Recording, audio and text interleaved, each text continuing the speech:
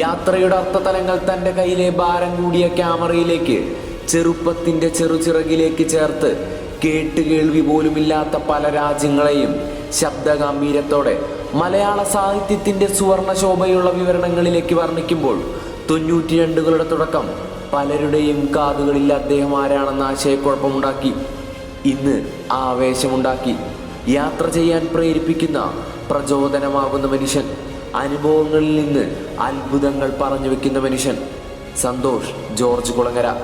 1971 December 25 Christmas പുലരിയിൽ ജനിച്ച് കേരളത്തിൻ്റെ കോട്ടയത്തിൻ്റെ അത്യത്ഭുതമായി ചരിത്രം രചിക്കുന്ന മനുഷ്യൻ. ജേർണലിസത്തിലും മാസ് കമ്മ്യൂണിക്കേഷനിലും മധുരൈ കാമരാജ് യൂണിവേഴ്സിറ്റിയിൽ PG പഠിച്ച് 1992 മാധ്യമപ്രവർത്തകനായി ജീവിതം തുടങ്ങി. ടെലിഫിലിമുകളും ഡോക്യുമെൻ്ററികളും പല ചാനലുകളിൽ പങ്കുവച്ച് അദ്ദേഹം മുന്നോട്ടു പോയി. കേരളത്തിലെ വിദ്യാർത്ഥികളുടെ പഠന സംബന്ധമായ നിരവധി ആശയക്കുഴപ്പങ്ങളെ പരിഹരിച്ച് പഠന സഹായിയായിരുന്ന ലേബർ ഇന്ത്യയുടെ തലവനായി തൻ്റെ 26ാം വയസ്സിൽ ചുമതലയേറ്റ അദ്ദേഹം 1997 സഞ്ചാരം എന്ന പേരിൽ ഏഷ്യാനെറ്റിൽ യാത്രാ വിവരണങ്ങൾ, കാഴ്ചകൾ പങ്കുവയ്ക്കാൻ വ്യത്യസ്ത രാജ്യങ്ങളിലേക്ക് യാത്ര ചെയ്തുകൊണ്ടിരുന്നു.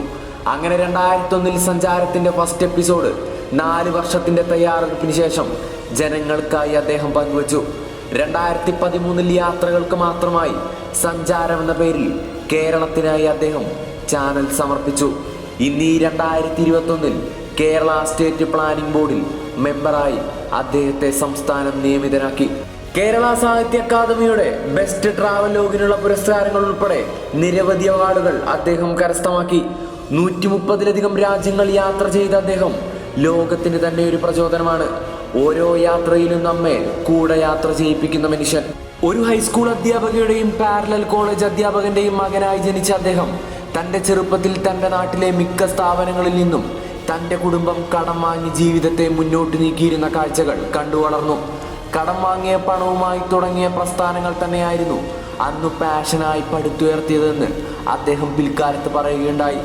ചാനലുകളിലേക്ക് എഴുതാറുള്ള പല കത്തുകളും പ്രൊഡ്യൂസേഴ്സ് വലിച്ചെറിഞ്ഞുകൊണ്ടിരുന്നു, നിലവാരമില്ലാത്തവയെന്ന് അഭിപ്രായപ്പെട്ടു.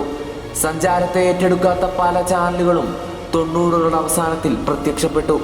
ഒടുക്കം പ്രതിഫലമില്ലാത്ത സംരക്ഷണം അംഗീകരിക്കപ്പെട്ടു.